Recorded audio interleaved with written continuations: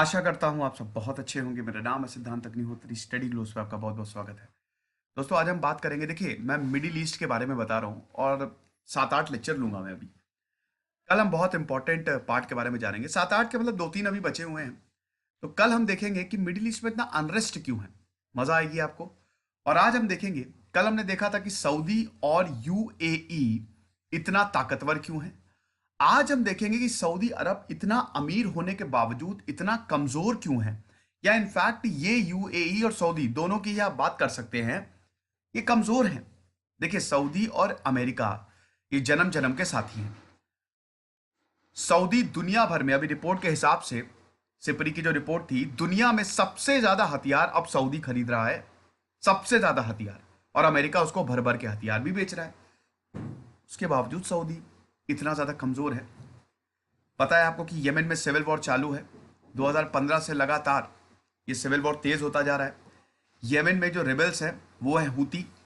Houthi rebels को Iran support कर रहा है। ये जब मैंने ईरान और सऊदी अरब का वीडियो बनाया था उसमें ये बताया भी था कि ईरान जो है वो हूती रिबल्स को सपोर्ट कर रहा है और सऊदी अरब जो है वो यमन की सरकार को सपोर्ट कर रही है।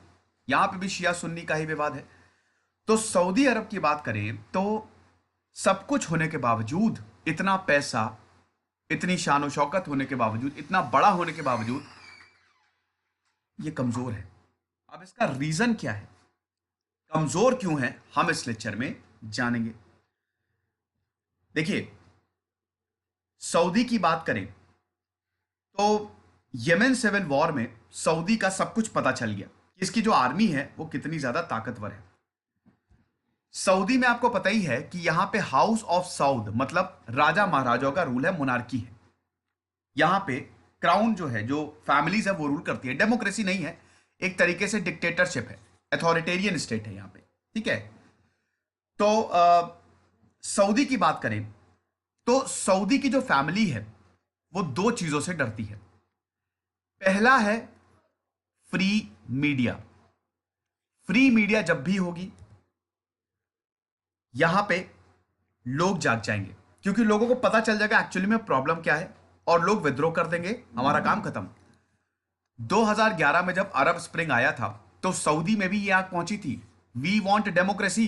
पूरे मिडिल ईस्ट में ज्यादातर जगहों में अरब नेशन, मतलब नॉर्थ अफ्रीका और अरब नेशंस में ये था कि हमको डेमोक्रेसी चाहिए, ये जितने भी सालों से रूल कर रहे हैं इनको हटाओ।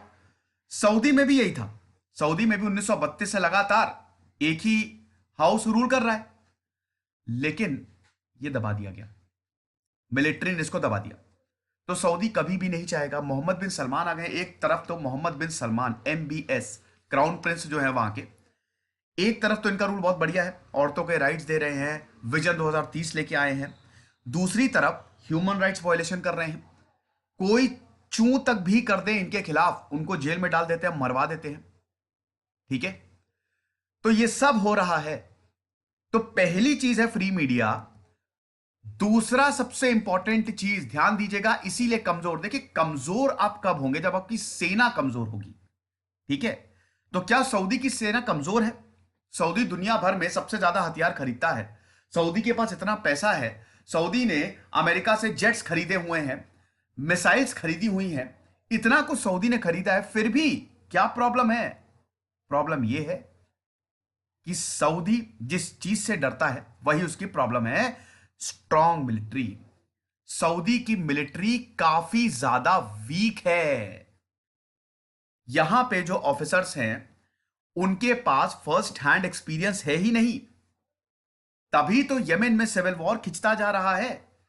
बीबीसी की एक रिपोर्ट देख रहा था, उसमें बता रहे थे कि यहां पे जो प्रशिक्षण चाहिए इनके ऑफिसर्स को वो है ही नहीं। अभी तक यमन के साथ जो सऊदी की लड़ाई चल रही है, 200 अरब डॉलर से ज्यादा खर्च हो चुका है, लेकिन कुछ भी नहीं हुआ है, क्योंकि इनके सैनिक उस तरीके के हैं ही नहीं जो एक तरीके से डिसाइड कर सके, डिसाइडिंग फैक्टर हो। इनके सैनिकों को प्रॉपर प्रशिक्षण दिया ही नहीं गया, क्योंकि सऊदी को यह पता है कि अगर तगड़ी सेना होगी तो हमारा ही तख्ता पलट हो जाएगा, हमारी काम तमाम हो जाएगा। सऊदी रक्षा में बहुत मोटी रकम खर्च करता है, अमेरिका का बहुत अच्छा दोस्त है। ईरान हूती रिबल्स को सपोर्ट कर रहा है और ईरान की आर्मी जबरदस्त है। भाई, मिडिल ईस्ट में ईरान की आर्मी बहुत ज्यादा ताकतवर है। इस्लामिक रेवोल्यूशनरी गार्ड काफी ज्यादा प्रशिक्षित उनको फर्स्ट हैंड एक्सपीरियंस भी है। लेकिन सऊदी की बात करें तो यहां पे ऐसा कुछ भी नहीं है। साथ ही साथ जो प्रॉक्सी वॉर होने वाला है उसका सामना, जो प्रॉक्सी वॉर अभी चल भी रहा है, इनडायरेक्ट वॉर जिसको कहते हैं, हम शामिल नहीं है लेकिन पीछे से सपोर्ट करेंगे, इसका सामना सऊदी इसके लिए तैयार ही नहीं है सऊदी, क्योंकि इनकी आर्मी ही वैसी नहीं है। हथियार आयात 2002 से लेकर अभी तक जो इंपोर्ट है ना, सऊदी ने 200% 200% की बढ़ोतरी हुई है। इतना ज्यादा सऊदी ने हथियारों पे खर्च किया है। और अमेरिका में सऊदी सबसे ज्यादा अमेरिका से हथियार खरीदता है। 2016 में अमेरिका ने जो एग्रीमेंट किया, अमेरिका पूरी दुनिया में जितना हथियार बेचता है उसका 13% तो सऊदी ले जाता है।